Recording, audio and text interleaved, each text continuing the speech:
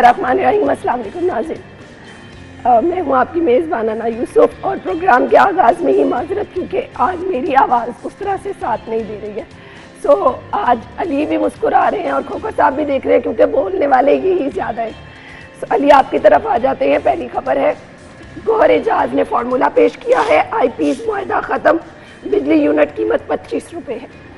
IPPs के ऊपर साबिक़ निगरान वज़ीर सनअत और तजारत गौहर एजाज साहब, इन्होंने काफ़ी देर से ही ये एक बात इन्होंने आवाज़ उठाई कि IPPs के जो मुआहदे हैं ये बहुत महंगे मुआहदे हैं, इनको ख़त्म होना चाहिए और इसके बाद बिजली जो है वो सस्ती की जानी चाहिए। और एक अब गौहर एजाज साहब ने जब IPPs का मामला उठाया तो पूरे पाकिस्तान की आवाम को पता चला कि हो क्या है, IPPs हमारे साथ इस मुल्क के साथ कर क्या रहे। हम तो इनके शुक्रगुजार हैं कि इन्होंने आवाम को बताया कि IPPs में ऐसे ऐसे पावर प्लांट्स भी हैं जो कि बिजली पैदा कर नहीं रहे, लेकिन वो करोड़ों अरबों रुपए की मद में हमारे ख़जाने से पैसे जो है वो वसूल कर रहे हैं और बदले में पाकिस्तान की आवाम वो महंगी बिजली उनको मिल रही है और वो बिजली के बिल अदा कर रहे हैं। और वो बिजली के बिल ऐसे अदा कर रहे हैं कि कोई अपना जेवर बेच रहा है, कोई मोबाइल बेच रहा है। और बहुत सारे ऐसे वाक़यात भी हमने देखे कि भाई भाई को मार रहा है कि बिजली का बिल क्यों ज़्यादा आ गया, ऐसे वाक़यात भी हुए। तो लिहाजा इन लोगों IPPs के मुआहदों के ऊपर गौहर एजाज साहब ने बहुत अच्छा लोगों को ब्रीफ किया। उन्होंने बताया कि ये आपका सारा पैसा वसूल करके जा रहे हैं। अब इनके साथ जो मुआहदे करने वाली हुकूमत है, पहले तो उनको कटहरे में लाया जाए कि आपने जो मुआहदे किए किस बुनियाद पर और क्या इसका क्राइटेरिया था। अब दूसरी तरफ आना IPPs का जो IPPs बिजली बना रहे हैं, इनका एक बेहतरीन निज़ाम था। मैं अब थोड़ा सा ब्रीफ करूँगा इस प्रोजेक्ट के बारे में कि हम उल्टा अगर इनको नुकसान ठहराएं, नुकसान उस हकूमत का है जिस हकूमत ने आके एक तरसीली निज़ाम बनाना था कि बिजली की सप्लाई करनी थी। बेसिकली ज़्यादा बिजली पावर प्लांट लगाने का मकसद जो हमें अब तक पता चला वो ये था कि स्पेशल इकनॉमिक जोन हमने CPEC प्रोजेक्ट के तहत बनाए। स्पेशल इकनॉमिक जोन हमारे 2018 तक, 19 तक, 20 तक हमने मुकम्मल करने थे और वहाँ तक IPPs जो इतने ज़्यादा बिजली पावर प्लांट बना रहे थे उनसे बिजली लेकर इन यूनिट्स को दी जानी थी। वहाँ पे नई सनतें बनाई जा रही थी अंडर द CPEC प्रोजेक्ट। लेकिन वहाँ पे जब हुकूमत तब्दील हुई 2018 के बाद तो आपका तरसीली निज़ाम और अब उस हुकूमत की ज़िम्मेदारी थी कि उन्होंने आपके CPEC के जो प्रोजेक्ट हैं, जो आपके स्पेशल इकनॉमिक जोन है, आपने उनकी तमीर मुकम्मल करनी थी। आपने उस पर ऊपर तो तवज्जो नहीं दी, वो PTI का दौर था। अब जब उसके ऊपर तवज्जो नहीं दी तो आपका जो सिस्टम में बिजली पैदा हो रही थी वो आप किसी खाते में इस्तेमाल ही नहीं कर सकते। अब जब इस्तेमाल नहीं कर सकेंगे तो उस पर सारा मुद्दा तो उस हुकूमत के ऊपर आता है कि आपको एक निज़ाम दे दिए कि आपने इस निज़ाम के तहत अगर बिजली हमारी बन रही है तो हमने वो सिस्टम देना है कि हमारे स्पेशल इकनॉमिक जोन को दे दिया जाए, जो एक CPEC के अंदर इंडस्ट्री के बहुत बड़े प्रोजेक्ट है ना। अगर ये सनतें चल जाती तो पाकिस्तान आज कहीं और होता। बहुत बड़े सरमायाकार इन्वेस्टर पाकिस्तान में आते, वो अपनी इंडस्ट्री जो है वो यहाँ पे कायम करते। 5-6 स्पेशल इकनॉमिक जोन तो पंजाब में बनाए जा रहे थे। अगर हम इनको बिजली देते तो आज वो बिजली का वो इतना बड़ा प्रेशर ना होता जो कि अब है, क्योंकि आगे तरसीली निज़ाम नहीं है आपके पास बिजली सप्लाई करने का, आगे आपके पास यूनिट नहीं है, तो अब महंगी बिजली फिर लेगा कौन। अब उसके बाद IPPs अब उनके साथ मुआहदा उसको आप नजरसानी करने पड़ेगी क्योंकि CPEC के ऊपर तो ब्रेक लग गई है। एक मसला ये भी है कि जो IPPs हैं इनके साथ हुकूमत ने जो टैरिफ मुकर्रर किया है वो बहुत ज़्यादा मुकर्रर किया है।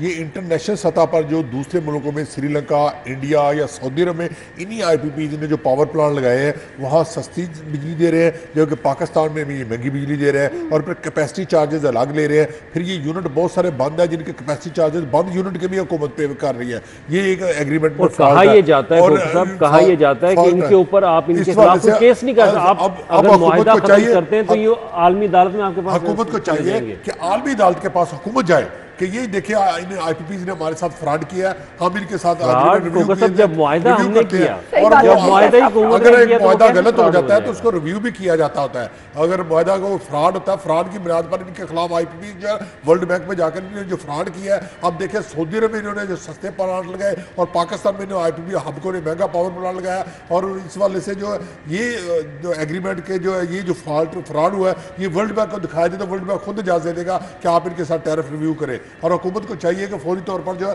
तमाम IPPs को टेबल पर बुलाए और इनके साथ टैरिफ जो है रिव्यू करे और इनकी जितनी लागत आती है सिर्फ उतनी इनको मुनाफा दे, उस 20% से ज़्यादा मुनाफा नहीं देना चाहिए। और IPP जो है 100% और 200% जो है प्रॉफिट दे रहे हैं यूनिट पर, वो गलत सिर्फ 20% प्रॉफिट होना चाहिए जो कि इंटरनेशनल सतह पर माना जाता है। और ये वर्ल्ड बैंक के पास हुकूमत जाए, IPP से कहा जाए ना हुकूमत चली जाए इनके खिलाफ और इनको इनका मुहासबा करे, अगर नहीं करेगी तो पाकिस्तान में इनकलाब खूनी इनकलाब आएगा। आज देखें जमात इस्लामी जो है इस्लामाबाद में धरना किस लिए दिया हुआ है, मैं जमात इस्लामी को सलाम पेश करता हूँ कि वो बिलों के लिए निकले हैं बाहर।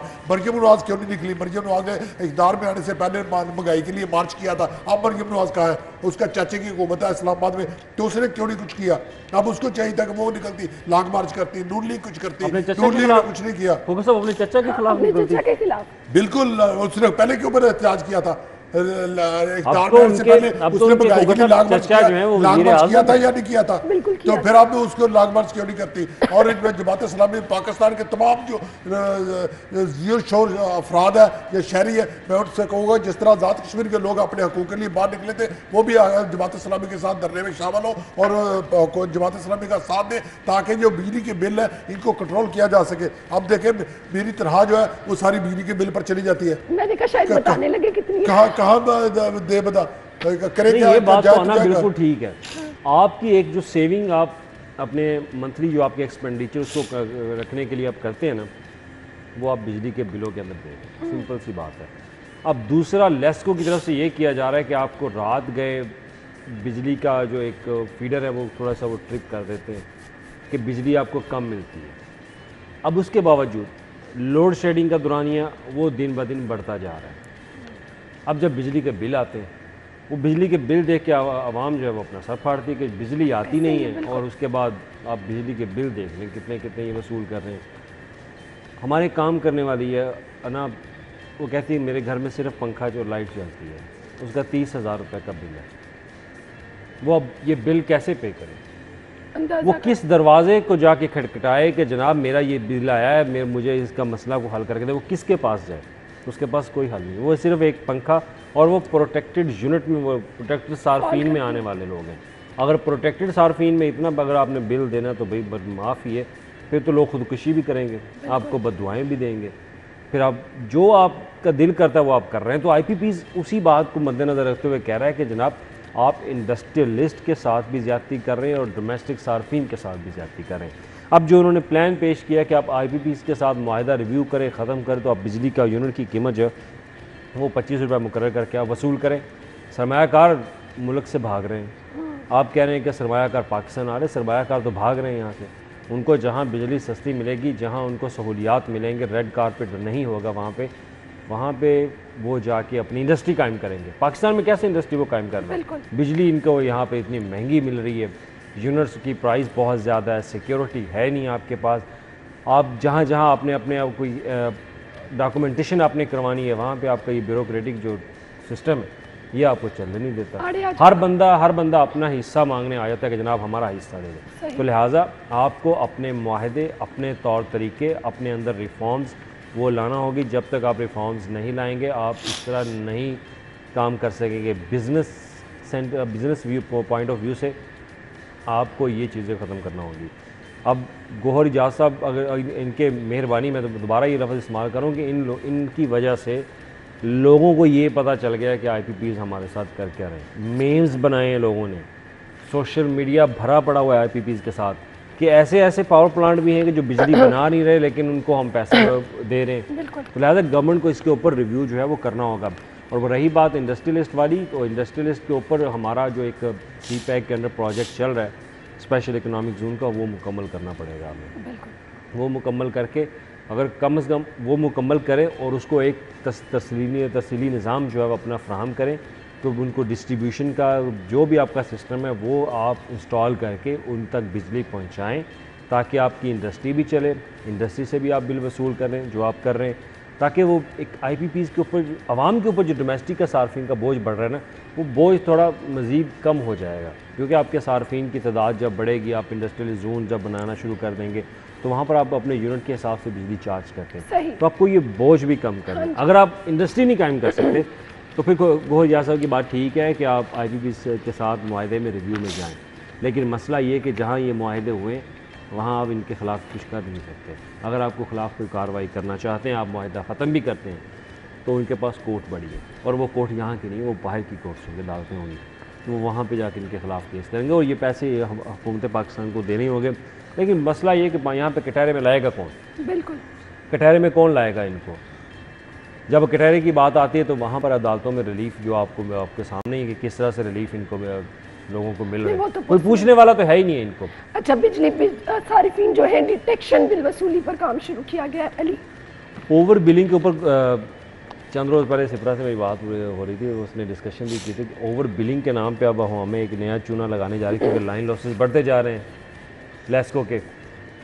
अब ये लाइन लॉसेस बढ़ेंगे तो लाइन लॉसेस बढ़ने के बाद डेफिनेटली बात वही बोझ के ऊपर आएगी, और वज़ीर दाखिला साहब की जो एक कावश थी कि ओवर बिलिंग जो है वो ना की जाए, वो मामला फिर वापस आ जाएगा, क्योंकि लेस्को ने तहैया कर लिया कि वो अपना जो एक लॉस है वो ख़त्म करने के लिए वो डेफिनेटली अपने जो कंज्यूमर हैं उनके ऊपर वो बोझ डालेंगे। कंज्यूमर पर बोझ इस तरह से उनको ज़्यादा यूनिट चार्ज करेंगे। फिर अब ज़्यादा यूनिट चार्ज कर 19 से 20 अरब का सिपरा बता रहा था कि 20 अरब का इजाफी बोझ जो है वो डालेंगे आवाम के ऊपर। वो आपके मेरी पॉकेट मनी होएगी, वो आपके हमारे खोकर साहब की जेबों से जाएगा। अब अगले बार जुलाई का या अगस्त का जब खोकर साहब को बिल आना, खोकर साहब को लग पता जाना कि बिल कितना वसूल कर रहे हैं। तो लिहाजा ये जो बिजली सार्फिन से जाली डिटेक्शन बिल की वसूली पर भी ये काम जो शुरू किया, इससे बोझ तो बढ़ेगा आवाम के ऊपर। खोकर साहब आवाम पे बोझ बढ़ेगा? जी बिल्कुल, इस वाले से वापडा ने ये खास तौर पर जो मीटर रीडर है उनको इंस्ट्रक्शन दिया है कि वो रीडिंग ज़्यादा नोट करके लाएं। अगर किसी का 100 यूनिट चला हुआ है ना, तो वो मीटर रीडर 200 यूनिट जो है ना वो डायरी के अंदर लिख देता है, जिसकी वजह से टैरिफ जो है ना वो हाईएस्ट स्लैब में चला जाता है, और हाईएस्ट स्लैब में चलाने की वजह से जो बिजली का बिल जो 3000 आना था वो 10,000 आ जाता है, और किसी का 10,000 आना है वो 20,000 आ जाता है, और 20,000 आना है तो 40,000 आ जाता है, 40,000 वाले का 70,000 आ जाता है। इस वजह से ये टैरिफ जो है ना वो स्लैब में चले जाने की वजह से ये एक तरह की जो ये टेक्निकल बदमाशी है जो लेस्को अपने सार्फिन के साथ करने जा रहा है। और ये लेस्को नहीं, ये पूरे मुल्क की डिस्ट्रीब्यूशन कंपनियाँ जो है, ये मैपको, फैपको और हेस्को, कैस्को और क्रच के इलेक्ट्रिक जो है, ये सारी आवाम के साथ कर रही है, और इस हवाले से कोई पूछने वाला नहीं है इन कंपनियों को, और कोई वापडा को पूछने वाला नहीं है। और अगर जाएँ वापडा के दफ्तरों में तो बिजली के बिलों के जो है ना वो किस्तें भी नहीं करते, किस्तें भी बंद इन्होंने की हुई है, किस्तें भी नहीं करते, और लोग जो बेचारे जलील हो रहे हैं। और कभी किसी के दफ्तर जाओ, आर ओ के दफ्तर जाओ, HCL के दफ्तर जाओ, और वो पैसे दिए बगैर काम नहीं होता वापडा में। और वापडा वाले जो है वो तनख्वाह लेकर दफ्तर आते हैं, लेकिन काम करने के वो आवाम से पैसे लेते हैं। ये वाहद महकमा वापडा ऐसा करता है कि जो दफ्तर आने तक की तो वो तनख्वाह लेते हैं हुकूमत से, लेकिन वहाँ बैठकर जो आवाम का काम करेंगे उसका आवाम से पैसे लेंगे और आवाम का काम करेंगे, वरना काम नहीं करेंगे। और ये सूरत हाल बड़ी जैसे आपके ऊपर हुक्मरान है खोकर साहब, वैसे नीचे काम करने वाला अमला भी है। वो इनको संजीदा नहीं समझते, वो उनको संजीदा नहीं समझते। सिंपल सी बात है, बात आती है वो फॉर्म 47 की आ जाती है, फॉर्म 45 की आ जाती है कि जनाब ये फॉर्म 45, 47 वाले हुकूमत क्या करेगी। तो लिहाजा आपकी गवर्नमेंट जितनी स्ट्रॉन्ग होगी आप उतने सख्त फैसले कर सकेंगे। हमारे वज़ीर आज़म के पास इतनी पावर नहीं है कि वो इतना सख्त फ़ैसला कर सके। अगर वो सख्त फ़ैसला करते तो निज़ाम हमारा ये ना होता, क्योंकि सख्त फैसले करने के इख्तियारात उनके पास नहीं है। माजरत के साथ ये इख्तियारात किसी और के पास, फिर आवाम को महंगे बिल देने पड़ेंगे। आवाम चक्की वो क्या उसे कहते हैं कि आवाम तो पिसेगी नहीं, सिंपल सी बात है। और आइंदा 2-3 साल तक आप ये अपने माइंड में रखें कि आपने मज़ीद पिसना है, आपके ऊपर मज़ीद बोझ आएंगे। 3 साल बाद अगर हमारे मुल्क के अंदर स्टेबिलिटी आती है, अगर 3 साल बाद कुछ ना हुआ, हुकूमत चेंज ना हुई, तो फिर तो आप समझ लें कि आपने तरक्की की तरफ कदम रख दिए। सही। अगर आपने 3 साल बाद आके हुकूमत ये उतार देनी है तो समझ लें कि पाकिस्तान का बिल्कुल ही बेड़ा गर्क कर दिया गया। अब हमारा मुल्क किसी और ऐसे तजर्बे का मुतहम्मिल नहीं है। हम ये बात बार बार कह चुके हैं कि आपको अब मज़ीद तजर्बों की ज़रूरत नहीं है। आप जो हुकूमत एक आई है उसको अपना टेन्योर पूरा करने दें, सही, उनको फ़ैसले लेने दें, क्योंकि मुश्किल फ़ैसलों के बाद ही लेकिन ना ये मसले का हल देखें, नहीं ये वापडा का मसला, IPPs का मसला आया है, ये प्राइवेट सेक्टर के जो लोग हैं जिनमें गोहर एजाज है, SM तनवीर है, या इस वक्त साबिक वज़ीर आज़म अनवारुल हक काकड़ हैं, वो भी इस वक्त प्राइवेट सेक्टर के बंदे हैं ना, हुकूमत में तो नहीं है ना। वो मैदान में आए हैं, उन्होंने आकर आवाज़ उठाई है, तो हुकूमत ने क्यों नहीं आवाज़ उठाई? हुकूमत इनको पेमेंट कर रही थी। हुकूमत को चाहिए था कि IPPs की जो बदमाशी है ये वर्ल्ड मीडिया में जो है ना रिपोर्ट करते, और वर्ल्ड मीडिया में एक माहौल कैद करते कि देखें ये IPP जो है ना पाकिस्तान में किस तरह बदमाशी कर रहे हैं, और IMF को बताते हैं, वर्ल्ड बैंक को बताते हैं, और जो आलमी अदालत इंसाफ है उसको जाकर बताते हैं। हुकूमत ने कुछ, हुकूमत खामोश है, हुकूमत IPP के खिलाफ कोई कार्रवाई नहीं कर रही, चुप करके पैसे दे रही है, और जो नेपरा है वो हर हफ्ते जो है ना टैरिफ बढ़ा देता है। और ये मैं समझता हूँ ये हुकूमत जो है किस लिए वोट लिया है? हुकूमत का काम होता है कि हुकूमत अवाम की तर्जमान होती है, अवाम से वोट लेते हैं तो अवाम की आवाज़ उठाना हुकूमत का काम होता है। ये गौहर जाज की ड्यूटी नहीं है कि अवाम के लिए आवाज़ उठाए, ये हुकूमत की ड्यूटी है। हुकूमत को चाहिए कि आगे आए। हुकूमत क्यों नहीं आगे आ रही है? बिल्कुल हुकूमत आ रही है, फोकस सब आगे, हुकूमत कुछ भी नहीं कर आ रही है। हुकूमत आए रोज बिजली महंगी कर रही है, हुकूमत आए रोज पेट्रोल बस महंगा जो कर रही है, हुकूमत बिल्कुल कर सबसे सकती है आगे। वो कर रही है। हम ब्रेक लेंगे, ब्रेक के बाद आते हैं।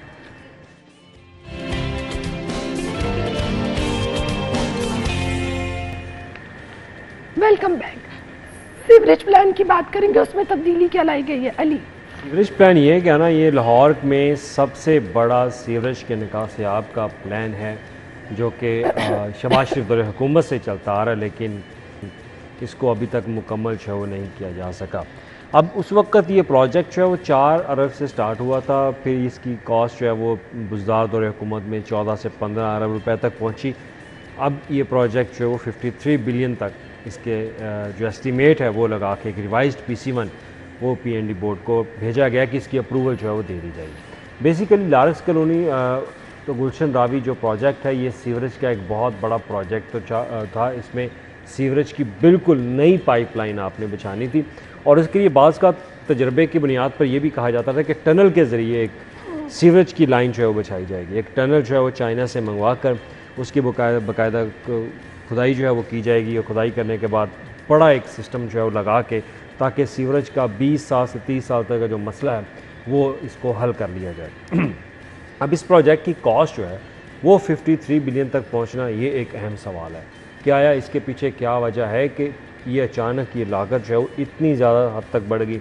अब उसमें आपको याद होगा कि एलिवेटेड एक एक्सप्रेस वे प्रोजेक्ट है गुलबर्ग के अंदर, जेल रोड के ऊपर। वो जेल रोड से गुजरना है, वो जाना है आपका मोटरवे तक, उसको आपने अटैच करना है। तो एलिवेटेड जो प्रोजेक्ट है उसकी अलाइनमेंट की वजह से इस प्रोजेक्ट के ऊपर जो PC1 है उसको रिवाइज करना पड़ा। अब इसकी हुकूमत ने कहा कि दोबारा से फिजिबिलिटी बनाओ। ये बात तो ठीक है उनकी कि अगर हम आज ही इस प्रोजेक्ट के ऊपर 15 से 20 अरब रुपए खर्च कर देते हैं, कल से हमारा प्रोजेक्ट पीछे से एक आ रहा है जो कि एलिवेटेड एक्सप्रेस वे है, अगर वो हम प्रोजेक्ट गुजारते हैं तो ये उससे उसके प्रोजेक्ट के जो सीवरेज का निज़ाम होगा वो तो मुतासर हो जाएगा। तो लिहाजा उस आने वाले मुस्तकबिल के प्रोजेक्ट को मद्देनज़र रखते हुए आप अपनी ये प्लानिंग करें। तो मैं तो सलूट करता हूँ कि अगर हमारे पास ऐसे ऑफिसर्स मौजूद हैं जिनके पास दिमाग है कि उन्होंने ये दिमाग इस्तेमाल किया, इस्तेमाल करें। खूब सा बात ख़त्म नहीं हुई। इस्तेमाल करने के बाद उन्होंने कहा ठीक है कॉस्ट बढ़ गई, लेकिन आपने फ्यूचर का एक मुस्तकबिल का आपको बहुत बड़ा प्रोजेक्ट है, उसको जहन में रखते हुए आपने आज ये प्लानिंग करनी है। फिजिबिलिटी स्टडी आपने तमाम चीज़ें मुकम्मल करके अब इस प्रोजेक्ट को मुकम्मल करेंगे। अगर हमारे पास इन ऑफिसर्स के पास दिमाग पहले होता तो यही मुल्तान रोड 7 दफ़ा न बनता, यही इसी मुल्तान रोड की सीवरेज जो है वो बार बार तबाह ना होती। इसी प्लानिंग की वजह से आप आए रोज प्रोजेक्ट ये जो मनसूबा है इस पर 53 अरब रुपए लागत आ रही है। 53 अरब रुपए से तो 53 शहर पाकिस्तान के तरक्याती काम हो सकते हैं, 53 शहरों की हालत बेहतर की जा सकती है। इसके लिए हुकूमत को चाहिए कि मुतबादल को प्लान तैयार करे, मुतबादल प्लान तैयार करे, मुतबादल प्लान तैयार करे, और पहले से जो सीवरेज सिस्टम है उसको अपग्रेड कर ले, उसमें से पाइप लाइनें बना ले। 53 अरब रुपया महंगा तरीन प्रोजेक्ट है। इससे तो 53 शहरों में तरक्याती सड़कें बेहतर हो सकती है, सीवरेज का 53 शहरों का सीवरेज बन सकता है। अब एक इलाके के लिए सिर्फ लारक्स कॉलोनी से इतना बड़ा प्रोजेक्ट है, आप सीवरेज का निकासिया बेहतर करने जा रहे हैं, खर्च कर रहे हैं, आप पैसे नहीं लगाएंगे वो इलाका तो डूब जाएगा। ये पैसे का ज़िया है, उन लोगों को डूबने के लिए छोड़ दें। हुकूमत को चाहिए वहां पे जाए सीवरेज का निकासिया का मसला तो देखें आप। उत्पादन ये बिल्कुल गलत बात है। ये आप फोकस साहब ने कह दिया इन लोगों को खर्च नहीं होने चाहिए, इन लोगों को डूबने दें। सीवरेज पे पैसे ज्यादा खर्च होते हैं, इसका मुतबादल को हल तलाश करे हुकूमत। ये बिल्कुल गलत बात है, इतने पैसे क्या होना चाहिए? मुतबादल हुकूमत देखे कि छोटे छोटे सीवरेज बना ले, बड़े सीवरेज बनाने की बजाय छोटे छोटे नाले बना ले, छोटे छोटे नाले बना ले, बड़े नाले बनाने की बजाय हुकूमत के लिए इसके लिए प्लानिंग करे। हमारे प्लानिंग डिवीजन किस लिए बैठे हुए हैं? प्लानिंग करने वाले लोग जो थे बकायदा लाखों रुपए तनख्वाह ले रहे हैं महीने की, वो इसकी प्लानिंग करे। अब देखे 53 अरब रुपया सिर्फ एक कॉलोनी से लेकर गुलशन रावी कॉलोनी तक जो कॉलोनी है वो सीवरेज सूबे के लिए तरोजार रुपए, ये देखें ये कोई तरीका है। इसके लिए तो सारा फिर बजट सारा लाहौर पर ही खर्च हो जाएगा, और बाकी शहर जो है गुजरांवाला, बूरेवाला, ब्याड़ी, राजरपुर, बखर, पिंडी, जेलम, चाटक, जेलम, चकवाल, मियांवाली, वो तो शहर रह जाएंगे। और शहरों को भी बात करने की जरूरत है। इतने सारे पैसे लाहौर पर ही क्यों खर्च हो? लाहौर क्या ज्यादा आसमान से उतरा हुआ शहर है? लाहौर में सारे खर्च हो पैसे, बाकी शहरों पर क्यों नहीं आते? और सारी आपने एजुकेशन लाहौर में इकट्ठी कर दिया है, सारा आपने हेल्थ लाहौर में इकट्ठा कर दिया है, सारे तरक्याती काम रोजगार के लाहौर में इकट्ठे कर दिया है। लाहौर में किराए का मकान नहीं मिलता, आपको पता है, इस वजह से कि सारा पंजाब जो है वो उमड़ कर लाहौर आ गया, क्योंकि लाहौर में सारी जॉब लाहौर में मिलती है, दूसरे शहरों में जॉब नहीं मिलती, दूसरे शहरों में हेल्थ की फैसिलिटी नहीं है, दूसरे शहरों में एजुकेशन की फैसिलिटी नहीं है, दूसरे शहर आबाद नहीं है, दूसरे शहर जो मुंजमद होकर रह गए हैं। और सिर्फ लाहौर को बात कर रहा है तो फिर लाहौर कल को कराची बन जाएगा, और कराची के मसाइल आपको पता फिर क्या है। आप लाहौर को कराची ना बनने दे, लाहौर को लाहौर रहने दे। आगे ना खोकर साहब उसी बात पे कि लाहौर को लाहौर रहने दे, कराची ना बनने दे। सही बात। इसीलिए गवर्नमेंट 53 अरब रुपए खर्च करके सीवरेज का एक बहुत बड़ा निकासी का मंसूबा बना रही है, ताकि लाहौर डूबे ना। अगर आप गुलशन रावी वाली साइड पे जाएं, लारस कॉलोनी वाली जाए, तो 10 से 15 किलोमीटर, मेरा 28 किलोमीटर तक का ये वाया बनता है खोकर साहब, कि जो कि पूरी रेंज इन्होंने कवर करनी होती है। ठीक है, तो ये बहुत बड़ा प्रोजेक्ट है, ये 53 अरब रुपये ऐसे खर्च नहीं किए जा रहे। तो लिहाजा ये प्रोजेक्ट सीवरेज का मसला और रोड की एक्सटेंशन, ये वक्त ज़रूरत है, यहाँ इस पे ऊपर काम होना चाहिए। हम ये नहीं कहते कि इनके ऊपर काम नहीं होना चाहिए। हाँ, बाकी जो आप मेगा प्रोजेक्ट आप शुरू करते हैं जो कि दूसरे इजरा की अशद ज़रूरत हो, तो वहाँ पर भी काम करें। ये खोकर साहब की बात बिल्कुल ठीक है।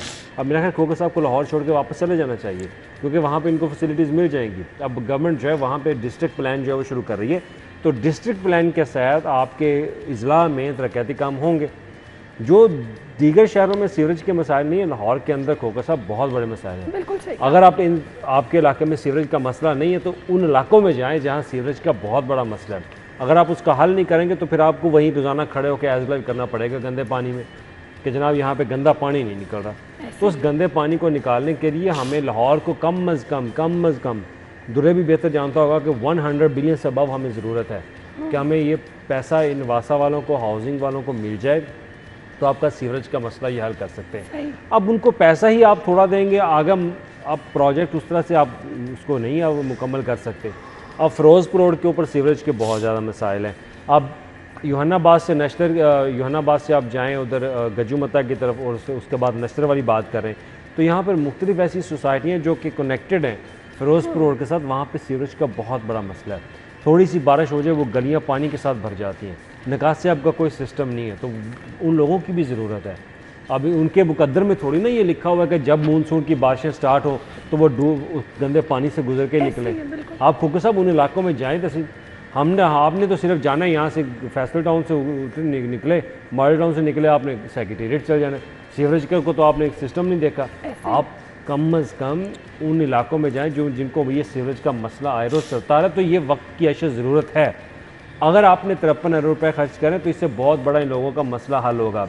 अगर आपको कॉस्ट से आपको इतराज़ है, तो कॉस्ट के लिए आप एक रिव्यू डाल दें प्लानिंग एंड डेवलपमेंट डिपार्टमेंट के ऊपर, तो कि जनाब ये रिव्यू आप करें, इसके ऊपर इतनी कॉस्ट नहीं आनी चाहिए। कॉस्ट की आने की वजह यह है कि प्रोजेक्ट में बहुत ज़्यादा चीज़ों को आपने अपनी लाइन से हटा कर आपने करना होता है, क्योंकि इसको प्रोजेक्ट का सामना करना पड़ा था एलिवेटेड एक्सप्रेसवे का, कि आपने उस प्रोजेक्ट की अलाइनमेंट जब करनी है तो आप डेफिनेटली आपको मंसूबे का जो PC1 आपने बनाया होता है, पहले प्लानिंग कमीशन होता है, उसमें रद्दोबदल आपने इसको रिवाइज करना है। सही। जब रिवाइज करेंगे और ऊपर मटेरियल की आपकी कॉस्ट देख लें, आज से 5-6 साल पहले इस प्रोजेक्ट की कॉस्ट कुछ और थी और आज कुछ और इसकी कॉस्ट है। तो लिहाजा इसमें सीवरेज के सिस्टम के साथ आपने जिन जिन इलाकों में वहाँ से सीवरेज बनाई जाएगी, उन रोड्स की अलाइनमेंट जो है वो भी होनी है। तो लिहाजा 53 अरब रुपये खर्च ज़रूर करें, लेकिन आवाम के मसाइल का हल फौरी तौर पर होना चाहिए। अब अल्लाह करे कि PND बोर्ड इसको अप्रूव कर दे, क्योंकि प्लानिंग एंड डेवलपमेंट डिपार्टमेंट हमारा ऐसा है, रुकावटें देखिए वो बाज़ रुकावटें खड़ी कर देता है। PND का काम ही यही है। ये महकमा तो मैं कहता हूँ होना ही नहीं चाहिए। PND का क्या काम है कि जनाब आप आके इनको प्रोजेक्ट दें, ये अप्रूव करें, इनके पास क्या अथॉरिटी है? देखिए जिस महकमे ने एग्जीक्यूट करना है प्रोजेक्ट, वो बेहतर जानता है कि मैंने कैसे एग्जीक्यूट करना है, वो बेहतर जानता है कि मेरी ऑब्जर्वेशंस क्या हो सकती हैं। आप उसका ये थोड़ी ना आपने एक बड़ी बिल्डिंग बना के 20 अरब रुपए का उनको बजट दे दिए कि वो अब इसमें नुक्ता चीनी करे कि इस प्रोजेक्ट में कहाँ कहाँ फॉल्ट है। सही। सिर्फ इस बात के उनको पैसे मिलते हैं, और उसके बाद फॉल्ट निकालना भी नहीं है। सही। वो फॉल्ट वहीं का वहीं रहेगा, सिर्फ नुक्ताचीनी करनी है कि जनाब डॉक्यूमेंट्स में आ जाए, मिनट्स ऑफ मीटिंग में आ जाए कि हमने ये किया, हमने अपने पैसे हलाल कर दिए। उसके बाद प्रोजेक्ट वैसे का वैसे मुकम्मल होता है। आपने क्योंकि प्रैक्टिकल फील्ड में आपने जाके तो देखना नहीं है। सही।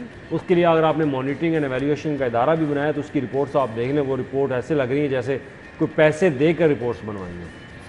तो उसमें किसी चीज़ की वो निशानदेही को खास कर करते ही नहीं, बस ये बता दिए कि हमें डॉक्यूमेंट्स प्रोवाइड नहीं किए जाते, हमें ये नहीं प्रोवाइड किया जाता, आ जाके ये रोना धना होता है। तो ये डिपार्टमेंट तो अगर हो भी तो चंद लोगों के ऊपर होना चाहिए कि जो सिर्फ आएँ और प्रोजेक्ट को देखें, हाँ जी प्लानिंग ठीक है, डिज़ाइन ठीक है, ओके अप्रूव कर दें। हर महकमे के अंदर वैसे अपना उनका डिज़ाइन सेल होता है, हर महकमे का एक प्लानिंग विंग होता है, प्लानिंग विंग का काम ही यही तो हमें प्लानिंग करनी है, उसको एग्जीक्यूट कर दें।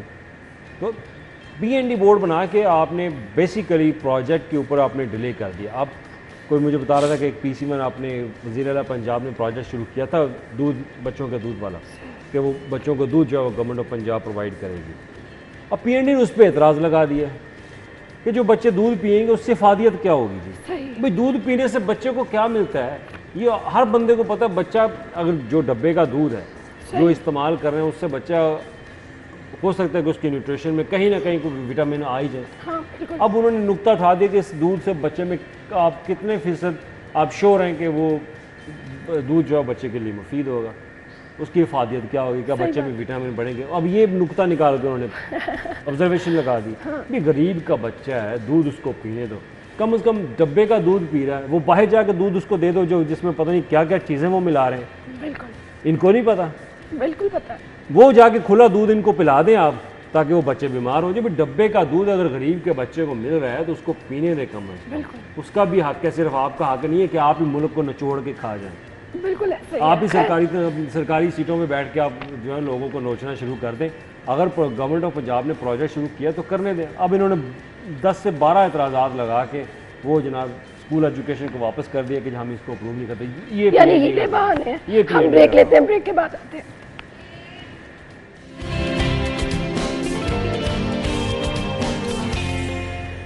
Welcome back. आज की तीसरी खबर की तरफ आ रहे हैं। खोखर साहब क्या कहेंगे? जी बिल्कुल, हुकूमत ने गरीबों पर एक बहुत बड़ा कुल्हाड़ा मारा है कि गरीब का बच्चा जो अगर गरीब को मुलाजम, छोटा मुलाजम है तो जो ग्रेड से 1 से लेकर ग्रेड 5 तक का मुलाजम को दौरान सर्विस फौत हो जाता था तो उसके बच्चे को छोटे ग्रेड में 1 से ग्रेड से 4 ग्रेड तक सरकारी नौकरी दी जाती थी। उसको कहते थे 17A के तहत नौकरी मिलती थी अगर कोई दौरान सर्विस फौत हो जाता था। तो अब हुकूमत ने वो एक्शन जो है दौरान सर्विस जो फौत होने वाले बच्चे को मुलाजमत देने का जो सिलसिला है वो बंद कर दिया है। मैं समझता हूँ हुकूमत ने IMF के कहने पर ये जो कुल्हाड़ा मारा है, ये गरीब के बच्चे का नुकसान किया है। गरीब पहले मर रहे हैं, किसी को बिजली नहीं मिल रही, किसी को गैस नहीं मिल रही, किसी को पेट्रोल नहीं मिल रहा और लोग पहले तंग आए हुए हैं। और अब हुकूमत ने जो एक छोटा सा एक ऑप्शन था कि गरीब का बच्चा अगर को फौत हो जाता था कि चलो उसका गुजारा देने के लिए उसके बच्चे को नौकरी मिल जाती थी या उसकी बीवी को नौकरी मिल जाती थी या उसकी बेटी को नौकरी मिल जाती थी तो वो अपने घर का चूल्हा चला लेते थे। अब हुकूमत ने वो भी सिलसिला बंद कर दिया और ये गरीबों पर हुकूमत ने बहुत ज़्यादा कुल्हाड़ा मारा है। हुकूमत को चाहिए कि फौरी तौर पर अपना ये फैसला रिव्यू करे। और जो इसकी कोई रीज़न है? हमारे ना दफ्तर में एक एंकर हैं, उनके वालिद साहब की डेथ हुई थी। अब आपको भी इस केस का पता था। वो बेचारी धक्के खा रही है कि मेरे भाई को नौकरी मिल जाए 17A के तहत। और बड़ी कोशिश की हमने कि उसके भाई को जॉब मिल जाए जो उसका कानूनी हक है। लेकिन कल जब नोटिफिकेशन आया तो फौरी मेरे जहन में वो आई, मैं कि वो कितनी कोशिश कर रही थी लेकिन 17A के तहत इन लोगों ने अब कल नोटिफिकेशन जारी कर दिया कि अब उसको जॉब नहीं मिलती। ठीक है, गवर्नमेंट लमसम एक पेमेंट उनको कर देगी लेकिन अब क्या बच्चे का एक रोज़गार जो लग जाता है ना वो बहुत बड़ी चीज़ होती है।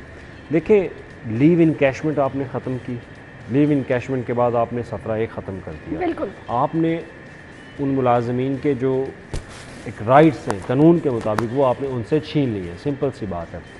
हुकूमत का इसके ऊपर स्टैंस ये है, उनका मौक़िफ़ ये है कि वो अपने एक्सपेंडिचर्स को कंट्रोल करना चाहती है। इन छोटे मुलाजमीन की गर्दन पर कुल्हाड़ा मार के, अपनी गर्दन पे वो कुल्हाड़ा नहीं मारना चाहते। आप ग्रेड 17 से अबव ऑफिसर्स को देख लें, उनके पास तमाम तर वो सहूलियात मैसर हैं कि वो अच्छी और लेविश किस्म की लाइफ जो है वो गुजार सकते हैं। बिल्कुल। उससे नीचे वाला मुलाजम उसको आप देखें। अब जो PMS के ऑफिसर्स हैं, जो DMG के ऑफिसर्स हैं, PAS के ऑफिसर्स हैं, उनका लाइफस्टाइल डिफरेंट है। उनको इन चीज़ों से कोई सरोकार नहीं कि गरीब कौन है, वो अपने आप को क्योंकि सुपीरियर समझते हैं। भाई जाना तो आपने एक ही मिट्टी के अंदर है, आप ये चीज़ क्यों नहीं अपने जहन में रखते हैं? अगर वो रखते हैं तो सिर्फ आपकी हद तक, आप तक सिर्फ रखेंगे कि जनाब हम भी आपकी तरह इंसान हैं, लेकिन जब वो कुर्सी की टेबल के पीछे बैठे होते हैं तो वो अपने आप को सुपीरियर समझते हैं, हो सकते हैं दे आर द गॉड। तो वो लिहाजा उनके फैसले, उनकी ये पॉलिसीज़ जब गवर्नमेंट के पास जाती है वो बताते हैं कि हम इससे इतनी सेविंग कर सकते हैं, तो सेविंग के बाद में उन्होंने गरीब आदमी से नौकरी छीन ली। अब वो बेवा का बच्चा नौकरी नहीं कर पाएगा सरकारी, वो धक्के खाएंगे सड़कों के ऊपर। अब आपने उनको रोल दिया है क्योंकि आपकी तो लाइफ जो है वो सरकारी डालों के ऊपर है, गाड़ियों के ऊपर है, इनसे कोई लेना देना इनसे कोई लेना देना। मुझे ब्रेक का कहा जा रहा है, ब्रेक के बाद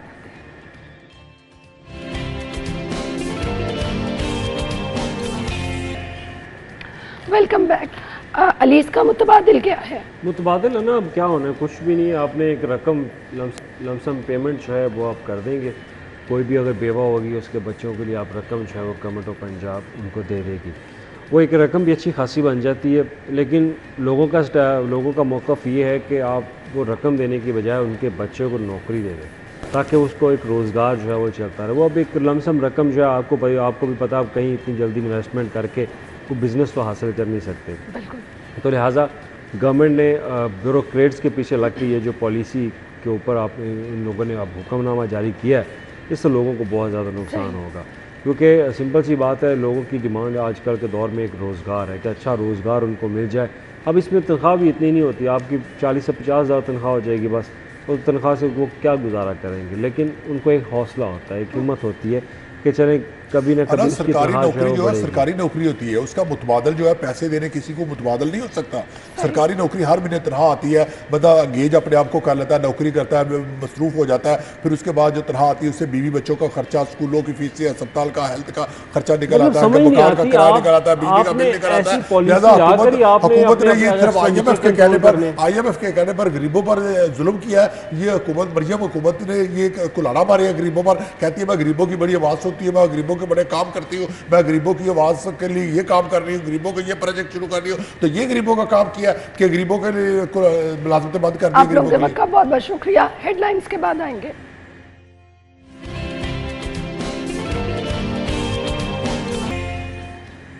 वेलकम बैक। महफूज से महफूज पंजाब, ये क्या है बताने के लिए आमिर भाई ने हमें ज्वाइन किया है। जी आमिर भाई। देखें, महफूज से महफूज पंजाब ये मरियम का विज़न है, और मैं समझता हूँ कि इससे पहले उनके चाचू का विज़न था जिन्होंने सेफ सिटी अथॉरिटी बनाई थी इसी नीयत से, और पाकिस्तान की पहली सेफ सिटी अथॉरिटी होने का एजाज़ हासिल है पाकिस्तान के शहर लाहौर को।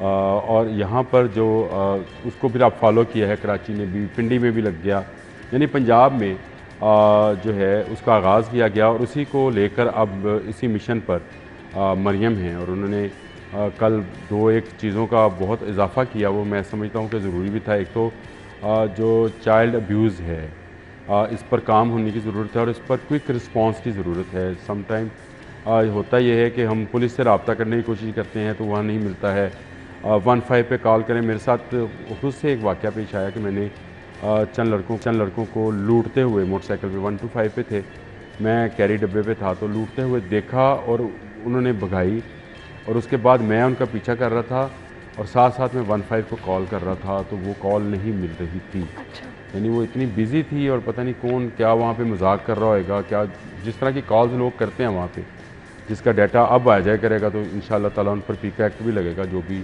एक्ट गवर्नमेंट बनाने जा रही है। लेकिन मैं काफ़ी दूर तक उनका पीछा करता रहा, मेन बोले वार्ड पे, फिर वो लिबर्टी की तरफ घूम गया। आपको पता है कैरी डब्बा 125 को नहीं पकड़ सकता है, तो मेरे जैसा ड्राइवर तो बिल्कुल ही नहीं पकड़ सकता। लेकिन मेरी कोशिश ये थी कि मेरी आंखों का वाक़या था, ये दोपहर के टाइम का वाक़या था, और बिल्कुल ये कदावी स्टेडियम में निकला था तो ये वाक़या पेश आया। तो मैंने कहा कि मैं बताऊं ज़रूर पुलिस को, कम अज़ कम 15 पे ये तो इतला कर दूं, लेकिन नहीं मिला नंबर। वो नंबर बिज़ी, और वो आखिरकार मैंने वो हाथ खड़े कर दिए क्योंकि वो निकल गए। वो मोटरसाइकिल पे थे, कैरी डब्बे ने कहा उनका पीछा करना था।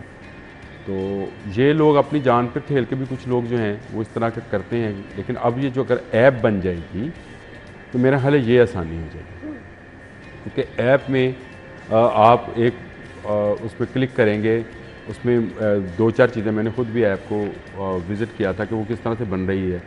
तो उसमें वो चाइल्ड अब्यूज़ का अलग से है, अगर राहज़नी है तो उसका अलग से है, पुलिस का अलग से है, सेफ सिटी का अलग से है। तो मैं समझता हूँ कि ये ऐप जो है ये नया एक दरवाज़ा है उन लोगों के लिए जो ख़ुद को समझते हैं कि वो हरासगी का शिकार होते हैं या इनसिक्योर समझते हैं अपने आप को, चाहे घर में खतून अकेली है। लेट्स से लोग कारोबार पे चले जाते हैं, दुकानों पे चले जाते हैं, तो खतून खाना अमूमन घर में अकेली होती हैं या वो काम वाली आती है साथ। तो ऐसे हालात में उनके लिए ऐसी चीज़ें जो हैं वो बहुत हेल्पफुल हो सकती हैं। और इसमें पब्लिक को भी चाहिए कि आप जो कॉल्स आप अपनी फरागत को देखते हुए करते हैं, उसको लोगों को मजाक उड़ाने के लिए करते हैं, उसको ना करें।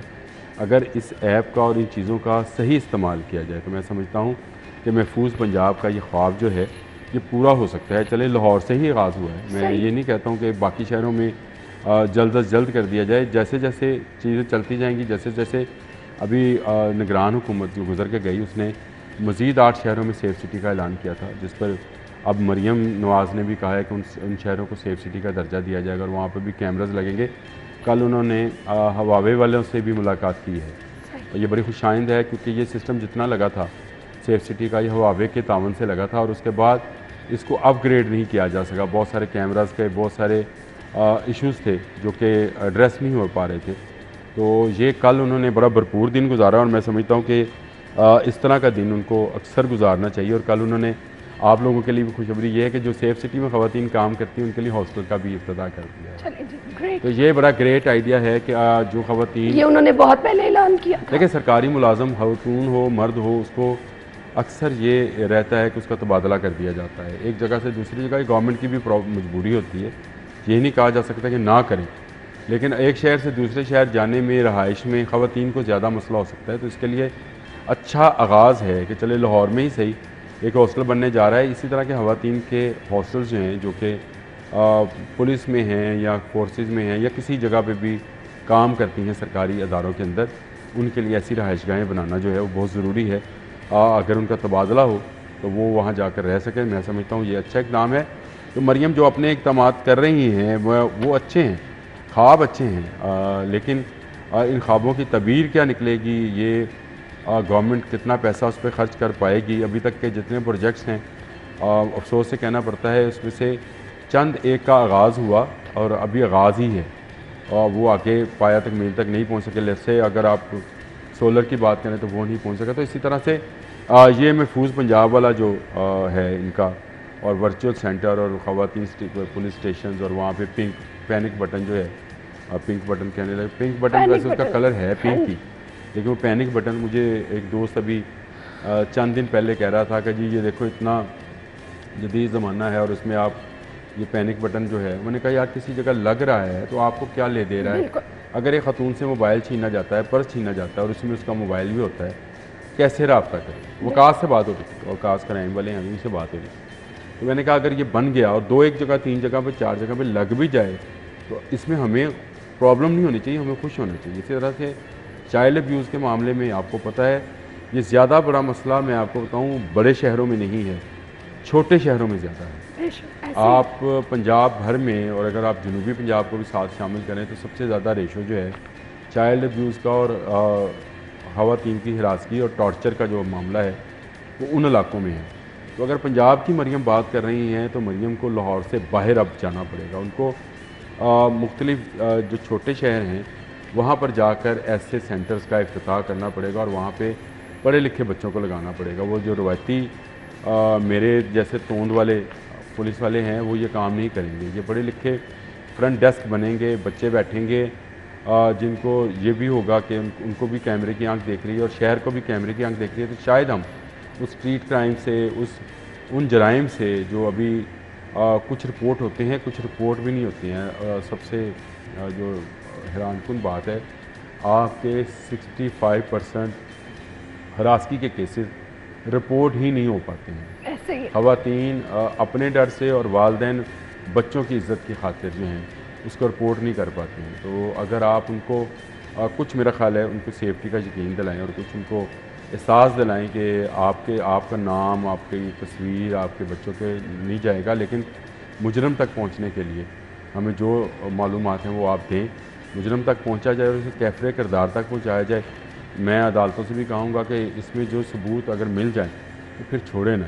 बिल्कुल खुदा का वास्ता है, ये वकला की वो जो घुमाने की है आर्टिकल्स को, उसमें ना आए। ये जो ख़वातीन हरासगी और तशद्दुद, टॉर्चर और ये बच्चों के अब्यूज़ वाला मामला है, इस पर तो ज़ीरो टॉलरेंस जब तक आप नहीं करेंगे, ना आपके बच्चे महफूज हैं, ना मेरे, ना देखने वालों के। तो ये सब बच्चों को महफूज बनाने के लिए इन कवानीन पर सख्ती से अमल दरामद कराने की ज़रूरत है और ये ज़रूर होना चाहिए। एक चीज़ को मैं अप्रिशिएट करूँगी, उर्दू, इंग्लिश और इलाकाई ज़ुबानों में गुफ्तगू, तो बड़ा अच्छी बात है। मैं तो ये पहले से ही कहता हूँ, मैंने एक दफ़ा पंजाब असम्बली का विज़िट किया तो आके मैंने एक कॉलम लिखा था कि नाम की पंजाब असम्बली है और इसमें कहीं पंजाबी नज़र नहीं आती। आपको वहाँ पे सारे बोर्ड लिखे हुए जो हैं वो अंग्रेज़ी में मिलेंगे। और हैरानकुन बात मैं आपको बताऊँ, मैं सिंध असम्बली गया, मैं खैबर पख्तूनख्वा असम्बली गया, बलोचिस्तान असम्बली गया, वहाँ पे जितने नेम बोर्ड्स हैं वो उनकी इलाकाई ज़ुबानों में लिखे हुए हैं और उन्होंने उसका तर्जमा किया हुआ है। अच्छा, लेकिन पंजाब असम्बली वाहद असम्बली ग़ुलाम असम्बली है जिसमें आज भी सारे नाम अंग्रेज़ी में लिखे होते हैं, सारी डायरेक्शंस अंग्रेज़ी में लिखी होती हैं। वहाँ अब मेहमानों के लिए डायरेक्शंस उन्होंने 3 ज़ुबानों में लिखी हुई थी, अंग्रेज़ी, उर्दू और इलाकाई ज़ुबान, यानी बलोची है या पश्तो है या सिंधी है, उसमें लिखा हुआ था। तो ये एक अच्छा कदम है। अगर आप पंजाबी, और मरियम ने इस दफ़ा जो तकरीर की थी 2.5-3 घंटे की असम्बली के अंदर खड़े होकर, उसमें उन्होंने कहा था कि मैं पंजाबी को फ़रोग़ देने की बात करती हूँ। तो अगर आप पंजाबी को फ़रोग़ देने की बात करते हैं तो पंजाबी में बात करना सीखें और सिखाएं और पंजाबी को लाजमी मजमून करार दे दिया जाए। मैं ये कहता हूँ, मैं आज भी इसके हक़ में हूँ। जब तक आप अपनी मादरी ज़ुबान में नहीं जाएंगे आप तरक्की नहीं कर पाएंगे। उर्दू हमारी कौमी ज़ुबान है, इसको भी लाजमी है, तो पंजाबी भी लाजमी, पंजाबियों के लिए पंजाबी लाजमी कर दें ताकि हमारे बच्चे जो हैं वो बाबा बुल्ले शाह को पढ़ सकें, वो शाह हुसैन की काफ़ियाँ सुन सकें, वो हज़रत सुल्तान बहू के दौरे जो हैं उसको समझ सकें, बाबा फ़रीद की बानियाँ समझ सकें। अगर ये चीज़ें समझ सकेंगे तो मेरा ख़्याल है वो अच्छी ज़िंदगी गुजारने के काबिल होंगे। और पंजाबी ज़ुबान बहुत वुसअत रखती है। अगर आप उसकी शायरी को देखें, आप उसके अदब को देखें, आप उसके कल्चर को देखें, और आप हैरान रह जाते हैं कि कैसे कैसे शाहकार जो हैं पंजाबी ज़ुबान में मौजूद हैं, लेकिन बोलने को भी तैयार नहीं था। तो ये अच्छी बात है। इलाकाई ज़ुबानों से मुराद ये है कि एक ही सेंटर पर आप अगर पश्तो बोलना चाहते हैं तो पश्तो बोलें, पंजाबी बोलना चाहते हैं पंजाबी बोलें, अंग्रेज़ी बोलना चाहते हैं बोलें, उर्दू बोलना चाहते हैं बोलें। तो आप पर कोई पाबंदी नहीं है, आपको चॉइस दी, आपको चॉइस दी। ताहिर अंजुम वाले वाक़े का क्या हुआ? ड्रामा था। पहले अच्छा। दिन जब मैंने ये वीडियो देखी थी तो मैंने उसी वक्त ये एक हमारा एक औरत मारी जा रही है, हमारा एक जर्नलिस्टों का ग्रुप है दिल की भरास, अच्छा, उसका नाम ही ये रखा हुआ है। तो वहाँ पे सबसे पहले एक दोस्त ने फेंकी, वो ताहिर क़यूम साहब हैं, उन्होंने फेंकी और फ़हीम ने और उसको उस पर कमेंट्स किया। तो मैंने पहले दिन ही ये कहा था कि ये ड्रामा है और ये ड्रामेबाज ने ड्रामा किया है। अब देखें, ताहिर अंजुम सी कैटेगरी में आते हैं स्टेज की, मतलब सॉरी टू से सी कैटेगरी वाइज, मतलब ये नहीं है कि वो उनको मैं थर्ड क्लास कह रहा हूँ। सी कैटेगरी से मुराद है कि A-B-C कैटेगरी है। ए में अमानत चंद वगैरह आते हैं, तो बी में उससे नीचे आते हैं, सी में, तो इस कैटेगरी में थे। बड़ा अच्छा पिक किया था इन्होंने एक ऐसे हालात में जब कोई कॉमेडियन मुस्लिम लीग नून के लिए बोलने को तैयार नहीं था, इन्होंने छोटे छोटे क्लिप बनाकर उसको सोशल मीडिया पर वायरल करना शुरू किए, जिस पर इनको एडमायर किया मरियम नवाज़ ने। और मुझे याद है जब नवाज शरीफ आए हैं और 1H में बहुत बड़ी मीटिंग थी, तो मरियम ने ताहिर को खड़ा करके कहा था कि ये बेलौस बंदा है और बग़ैर किसी फ़ायदे के ये हमारे लिए इतनी कंपेन करता है। उसके बाद इसको बना भी दिया, उन्होंने सदर बना दिया जो इनकी कल्चरल विंग था उसका। और मैं समझता था कि अब इसको इश्तिहार भी मिले, ताहिर अंजुम को 4-5 एक इश्तिहार भी इसने बनाए, रोटी सस्ती में भी 2 इश्तिहार बनाए। इस तरह के इश्तिहार से इनको पैसा भी मिलता होगा। लेकिन वो कहते हैं ना कि इंसान जो है वो ज़्यादा की हलमन मज़ीद के चक्कर में जो मिला होता है वो भी खो देता है। तो ताहिर अंजुम के साथ भी यही हुआ और वो नीली परी जो है उसके साथ भी यही हुआ। और दोनों मज़ीद चाहते थे। आप अगर एक पार्टी के वर्कर हैं, कारकुन हैं और आपको इज़्ज़त भी मिल रही है तो आपको इज़्ज़त रास आना चाहिए। और इन्होंने प्लान किया, इन्होंने समझा कि शायद हमारे अदारे जो हैं इसके धोखे में रहेंगे, लेकिन वो वीडियो देखने से नज़र आती है। एक इंसान का ना एक रिएक्शन होता है और उस वीडियो के अंदर नेचुरल रिएक्शन होता है। अगर एक खतून या बच्चा या कोई मर्द मेरी तरफ आएगा और मेरे कपड़े फाड़ने की कोशिश करेगा, नहीं धक्का नहीं देंगे, आप उसको हटाने की तो कोशिश करेंगे। आप हाथ इधर रखते हैं, तो करेंगे। वो इधर से पकड़ती है और आपको वो जो है बाजू वो चाक कर देती है, उसका कपड़ा फाड़ देती हैं। आप उस पर कोई रिएक्शन नहीं दे रहे हैं, माँ सवाए आप एक्टिंग कर रहे थे और आपको मुक्का लग रहा था और आप उस पर, और फिर आपने एक वीडियो वाला इस तरफ बैठाया हुआ था, एक वीडियो वाला इस तरफ बैठाया हुआ था, इस तरफ बात भी कर रहे थे, पीछे वो गालियाँ भी बक रही थी। उसका वो नुक्ता नज़र था, क्योंकि उस जमात का नुक्ता नज़र ये है कि जो जितने बड़े मुँह वाला होएगा, जो जितनी बड़ी बकवास जितना बड़ा वो गंदी लैंग्वेज यूज़ करेगा उतना बड़ा ओहदा मिलेगा। तो वो खतून ने भी यही समझा कि इस तरह मुझे ओहदा मिल जाएगा, और इन्होंने ये समझा कि इससे अगर ये कहा जाएगा कि तू मरियम का जानवर जो भी है, अच्छा वो बार बार कह रही थी और बानी के मुतल्लिक भी कह रही थी कि उसको छोड़ो तुमने, और मरियम के कहने पे ये बनाया, तो वो सारा ड्रामा नज़र आ रहा था। एक होता है ना कि नज़र ना आ रहा हो, आपने अचानक हो, फिर आप असम्बली क्या लेने गए जी, मैं अपने बच्चों के साथ असम्बली क्या करने गए थे भाई, वो बताने के। अब जो पुलिस ने इन्वेस्टिगेट किया है तो आपने तस्लीम भी कर लिया कि हमने ये प्लान किया था, तो अब क्या इज्जत रही? वो जो आप कल्चरल विंग के सदर थे उससे भी गए। अब आपकी बात को कौन सुनेगा? आप अच्छा खासा सोशल मीडिया पे और भी ड्रामे कर रहे थे कि ये हार मुझे नवाज शरीफ ने दिया, तो मुझे फैसलाबाद से 1 करोड़ रुपये की ऑफ़र हुई थी और मैंने ये नहीं दिया। वो ये पुरानी वो जो हमारे यहाँ पे सॉरी टू से, ये तो अदाकार हैं, भांड मरासी जो काम करते थे वही काम ये कर रहे थे। तो मेरा ख्याल है कि इन्होंने अपने पाँव पे खुद कुहाड़ी मारी, और बल्कि कुहाड़ी तो नहीं कहना चाहिए, नीली परी मार दी अपने पाँव पर। और नीली परी का धागा मशहूर था, उस धागे से ये बंधे हुए अब नज़र आएंगे। और ताहिर अंजम का फ्यूचर मुझे मुस्लिम लीग नून में जो है वो अब नज़र नहीं आएगा, क्योंकि अब शायद इस ड्रामे के बाद ना मरियम ना नवाज शरीफ अब इनको करीब आने देंगे। निचली सतह का मुझे पता नहीं है, लेकिन अब कोई इनके साथ, बहुत सारे लोगों के लिए मैसेज है इसमें, ये सबके लिए मैसेज है। देखें, आप अपनी पार्टी के साथ एफिलिएट रहें, अपनी पार्टी के लिए काम करें, आप जिस पार्टी में भी हैं, दिखावा किस लेकिन आप उसका दिखावा ना करें। और आप, वो कहते हैं शाह से ज़्यादा शाह के वफादार नज़र ना आए। आप अब काम ज़रूर करें, आपका काम एडमायर भी किया जाएगा, आपको उसका जो भी आप मुआवजा समझते हैं, या मुआवजा कह लें या उसका सिला कहते हैं, वो आपको मिलेगा। ताहिर अंजम को मिल रहा था, लेकिन उन्होंने हलमन मजीद के चक्कर में, लालच के चक्कर में ये सारा ड्रामा प्लान किया। पुलिस ने बेनकाब कर दिया, और आप पुलिस में तस्लीम भी कर गए कि आपने पहले से माफ़ीनामा उसके लिए लिख के रखा हुआ था। आपने जो नीली परी थी वो आपके घर पहुंची और वहाँ से रक्शे में बैठ गई। तो परियाँ अब रक्शे में होती हैं, मुझे ये समझ नहीं आती, तो परों वाली हुआ करती थी किसी ज़माने में। तो ये नीले रंग की जो परी थी ये रक्शे में बैठ गई और असम्बली पहुँची, इसके घर से CCTV फुटेजेस मौजूद हैं। और आप क्या भूंडा अंदाज़ अपनाया आपने इसको भी कोई TV ड्रामा या स्टेज ड्रामा समझ लिया। ये ज़िंदगी है, हकीकत है। और पुलिस अगर चाहे तो आप देख लें कि कैसे एक आध दिन में 2 दिन में सारा ड्रामा बेनकाब कर दिया। बिल्कुल।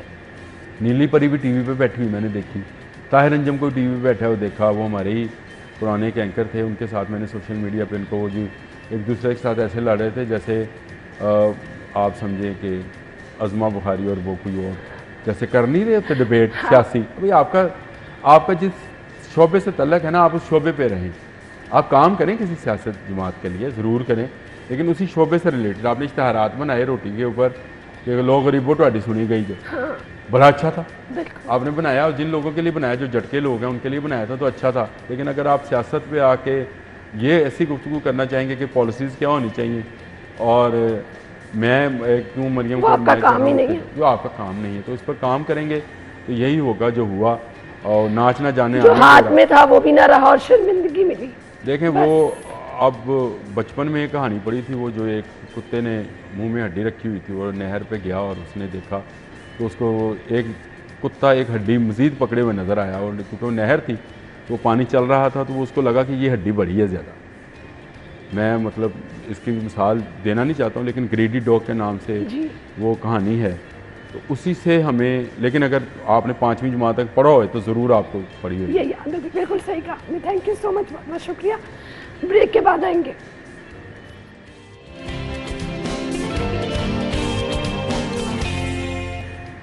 वेलकम बैक, और अब देखेंगे आज की healthy tip.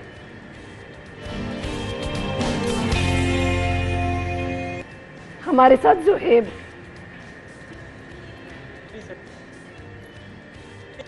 This is Bukhari, I am internationally certified fitness trainer. मेरे साथ हैं साइबल, और साइबल आई होप कि ये तीसरी चौथी हम शूट कर रहे हैं एक ही सेगमेंट को। आई होप कि अब आप कोई मिस्टेक ना करें और हमारा प्रोग्राम चलता रहे, और आप पहले कर करके थक गई हैं तो आई होप इस बार हम उसको कंप्लीट कर लें। आज का हमारा वर्कआउट है उस पर आते हैं, वो है हमारा चेस्ट, बैक और हमारा है आपका फेवरेट बॉडी पार्ट एब्डोमिनल। इन तीनों की एक्सरसाइज करेंगे और साइबल के साथ करेंगे। साइबल हमें कराएंगे, हम इसको फॉलो करेंगे और स्टार्ट हम करेंगे वार्म अप से साइबल, और वार्म अप हम करेंगे मार्च से। 1 2 3 and go. 10 9 8 7 6 5 4 3 2 and 1। Okay Cyble start करेंगे पहली एक्सरसाइज से हमारे, जो कि है डंबल प्रेस लेट के। लेट जाएं, डंबल के साथ करेंगे। फ्लोर प्रेस एक्सरसाइज का नाम है। हम जितनी भी एक्सरसाइज करेंगे इसके हम 3 सेट रिपीट करेंगे। शाबाश, पुश, शाबाश। 1 2 परफेक्ट साइबल। 3 4 ठीक है, शाबाश। 5 एक्सीलेंट। 6 7 ठीक है, शाबाश शाबाश शाबाश। 8 9 एंड 10 शाबाश। एक हम एक्सरसाइज करेंगे नेक्स्ट बैक की, स्टैंड अप। वैसे हम इसके साथ चेस्ट के साथ चेस्ट भी एक्सरसाइज पूरी कंप्लीट कर सकते, लेकिन मैं सोच रहा हूँ कि अच्छा बैक की जाए। इधर आते हैं आप, यहाँ पे हैं, और बेंड करेंगे नी को एंड पुल करेंगे डंबल को। शाबाश, एक हाथ यहाँ पे, ओके फाइन, पुल इट, ठीक है। अब शाबाश, स्टैंड अप्स करेंगे। 1 2 3 4 5 शाबाश। 6 7 ठीक है।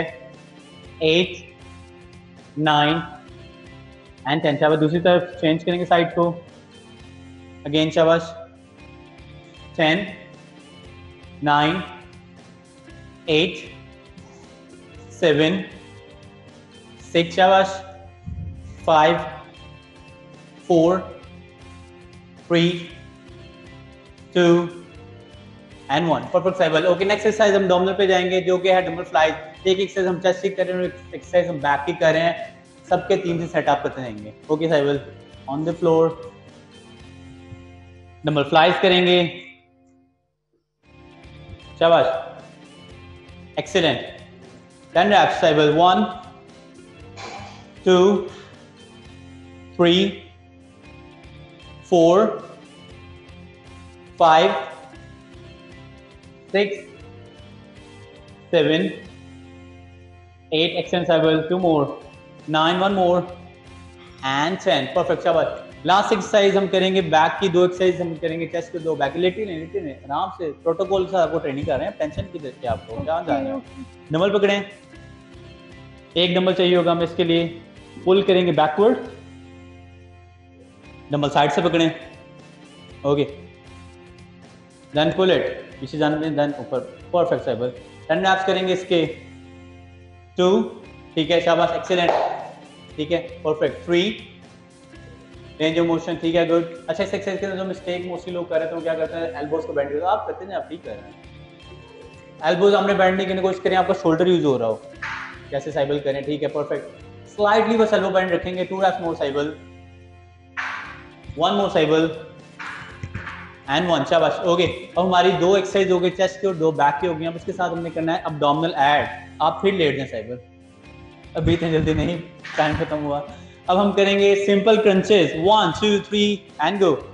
चिन अप, शाबाश। 10 speed up. 9 8 7 slow, control position. जब मैं कहता हूँ स्पीड, आप इसका मतलब है कि आपने कंट्रोल पोजीशन में करना है, शाबाश। 5 reps more. 5 4 3 2 and 1 perfect Cyble. Next exercise हम जाएंगे, लेग रेज करेंगे, हैंड्स अपने नीचे रखेंगे, सपोर्ट करेंगे लोअर बैक को, शाबाश। Lift your legs up. 1 close to the floor, head down. 2 perfect साइबल। 3 4 5 6 एक्सीलेंट। 7 8 ठीक है, 9 1 मोड़ नीचे एंड 10 शाबाश, फाइन। एक एक्सरसाइज और करेंगे, cycle crunch. 1, 2, 3, and go. 10, speed up. 9, speed up. 8, speed up. 7, come on. 6, 5, 4, 3, 2, and 1. Thank you so much cyber. ये था हमारा आज का प्रोग्राम। इसके दोबारा से आपको तरतीब बताता हूँ। हमने 2 चेस्ट के 2 बैक के किए हैं। 3 सेट करेंगे, 3 चेस्ट एक्सरसाइज के और 3 बैक एक्सरसाइज के। उसके अलावा हम जब अब्डोमिनल हमने किया है तो 1 मिनट हम ईच एक्सरसाइज करेंगे। सिंपल क्रंचेस, लेग रेज और साइकिल क्रंच 1 मिनट के इसके 3 सेट करेंगे। प्रोग्राम आपने देख लिया है, सुन लिया है, समझ लिया है, फीडबैक भी लाजमी देना है। थैंक यू ज़ोई। हम ब्रेक के बाद आएंगे।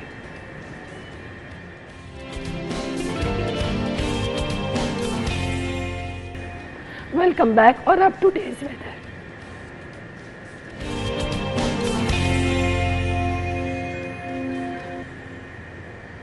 मायदा की तरफ चलेंगे। मायदा, ओवर टू यू। की अगर बात करें तो सुबह से जो है वो शहर में सुरमई बादल जो है वो देखने में नज़र आ रहे हैं। धूप तो हमें सुबह से जो है वो नज़र ही नहीं आई क्योंकि बादलों का बसेरा है शहर में। लेकिन जहां पर बादलों का बसेरा है वहीं पर बादल भी बरसने को तैयार हैं। महकमा मौसमियात की जानिब से आज बारिश की प्रेडिक्शन जाहिर की गई है कि शहर में आज बादल बरसेंगे और फिर शहरियों का मूड जो है वो मज़ीद खुशगवार होता हुआ दिखाई देगा। शहर में जो बादल बरसने की पेशगोई की गई है महकमा मौसमियात की जानिब से, वो ये बताया जा रहा है कि 40 से 50% शहर में बारिश के अमकानात जाहिर किए गए हैं और ओवरऑल पूरा वीक इसी तरह से बारिशें देखने में नज़र आएंगी। लेकिन अमूमन जब बारिशें हो जाती है तब तो मौसम बेहतर देखा जाता है, लेकिन जब बारिशें थम जाती हैं तो हब्स में भी इजाफा देखने में नज़र आता है।